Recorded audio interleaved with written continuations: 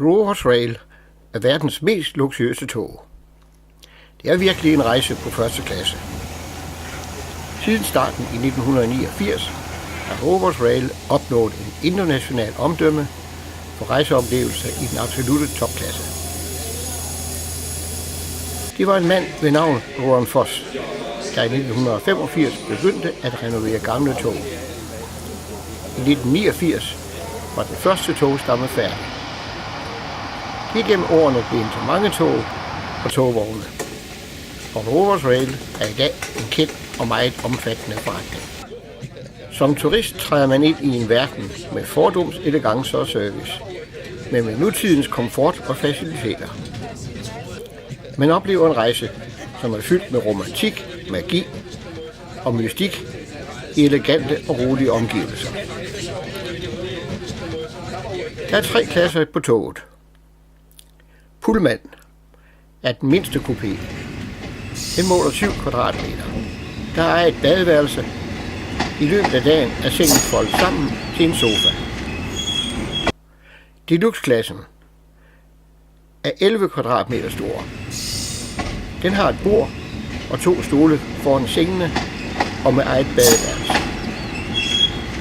Royal er den største kupé på 16 kvadratmeter. Den er lige så stor som en halv vogn. Den har et badeværelse med separat bruser og badekar. De billigste var udsolgt, da vi bestilte turen. Men vi var nu glade for, at vi fik et deluxe-rum. Samtlige værelser har aircondition, værdiboks og minibar. Og tøj bliver vasket og strøget uden ekstra udgift. Togene kører mange steder i den sydlige del af Afrika.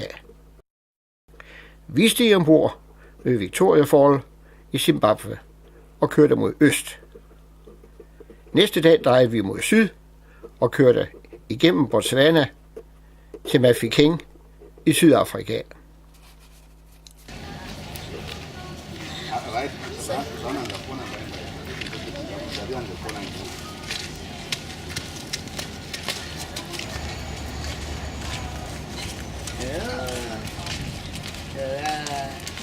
Undervejs stoppede vi i nogle små stationer, hvor børnene straks så en chance for at sælge deres varer. No. I'm okay, yes, thank you.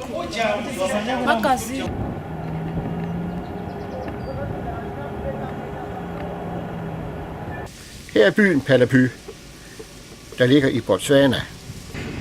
Siden 1997 er byen vokset fra 30 til 180.000 indbyggere.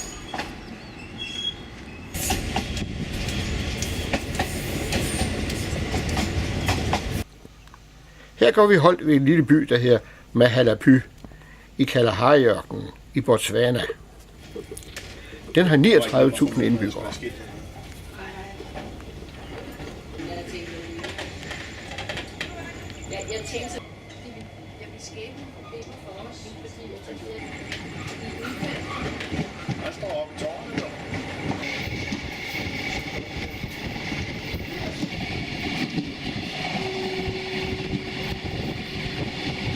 Inden vi nåede Mafeking, stoppede toget et sted, hvor vi i små safaribiler blev kørt til et stort kvægbrug, hvor især en stor tyr med kamelpukkel blev studeret. Jeg fik ikke navn på racen, men vi kan kalde dem pukkelkøer.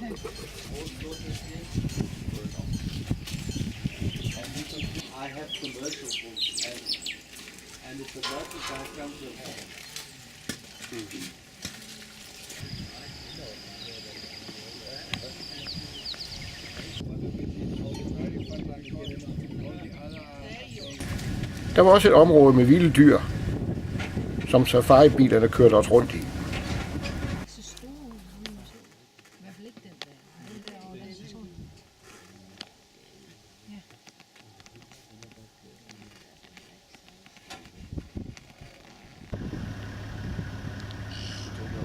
Ja.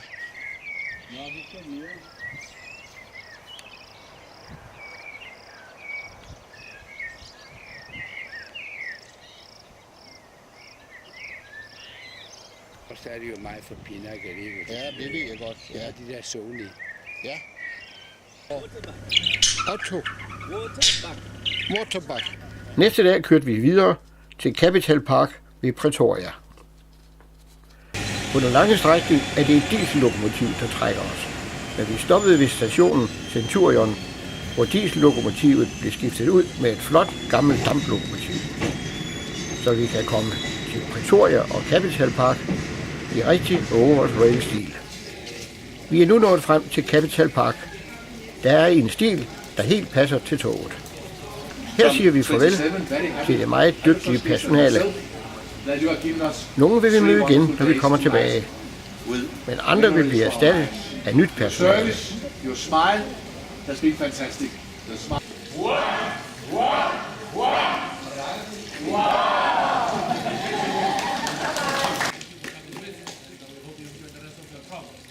Så forlader vi toget i et par dage for at tage på safari i Zambezi Vildreservat. Der har jeg lavet den næste film fra.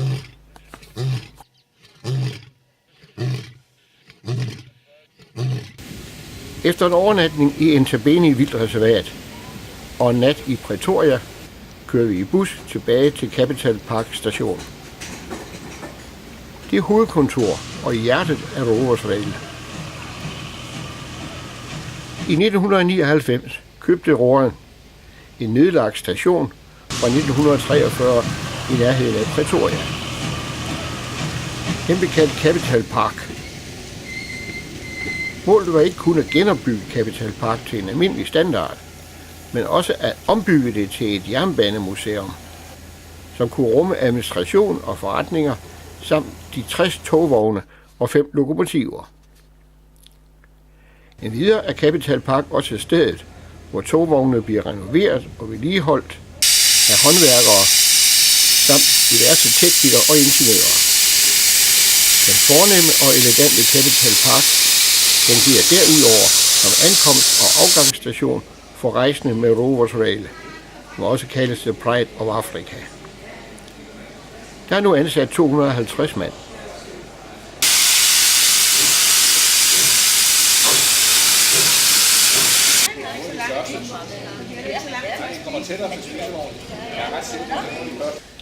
Marketingdirektør David Patrick fortalte os om togets historie og tilbød os at se værkstederne. But we still keep our old wooden carriages and we do use them for special occasions. But most of our trains are steel carriages. So what we have done is we've bought old railway carriages from South African railways.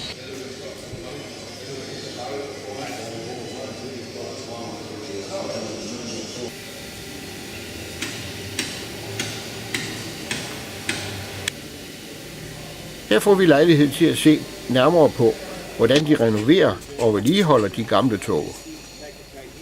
Bag hver af lokomotiverne hos Rowos Rail er der en helt speciel og unik historie. Og hvert lokomotiv har særlige karakteristika. Alle er navngivet efter ejeren Johan Fosses familie, og lokomotiverne kan dateres tilbage til 30'erne eller 40'erne.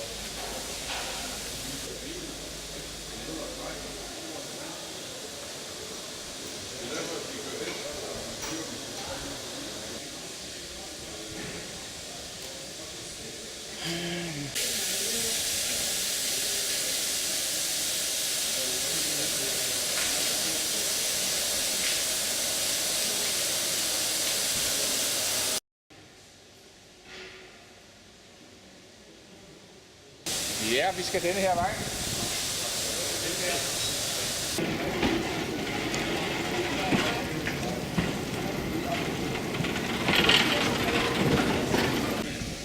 Nu var grundlæggeren og øverste chef for Rowos Rail, Johan Foss, kommet for at hilse på os. Fantastic. Please come inside. Vi skal skam ikke selv bøvle med at få kufferterne ind i toget. Så er vi klar til afgang. Johan Foss står på perronen for at sige farvel.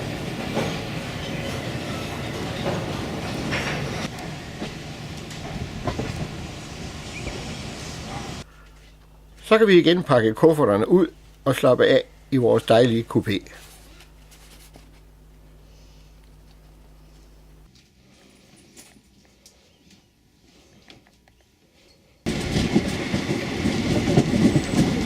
kører vi videre mod Ladysmith og Elandslagte, hvor vi overnatter i toget.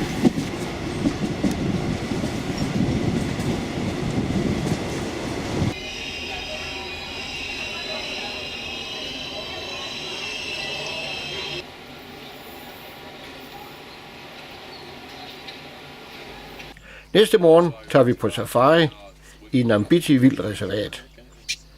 Besøg der er der en selvstændig film fra.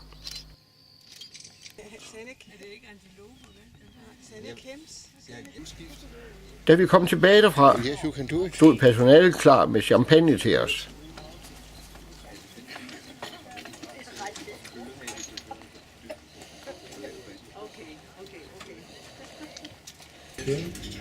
Det blev en frokosttid, så vi går ombord i en 4-retters menu med tilhørende vine.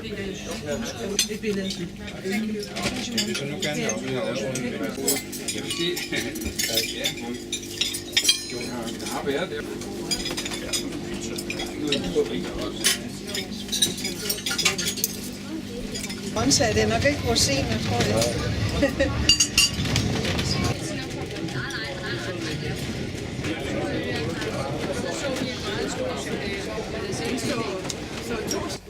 Næste stop er Cobe, hvor vi kan se endnu et vildreservat og en tur på slagmarken fra den anden boerkrig i 1899 til 1902. Besøget der er med på en anden film. Der er igen koldt champagne parat, da vi kom tilbage til toget.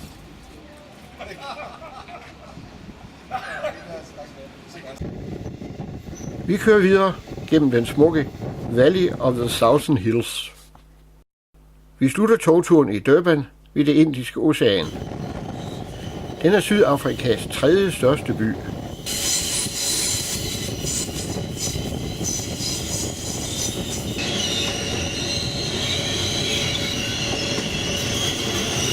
Her siger vi farvel til det fantastisk gode og venlige personale. De får overdraget det indsamlede beløb som velfortjente drikkepenge.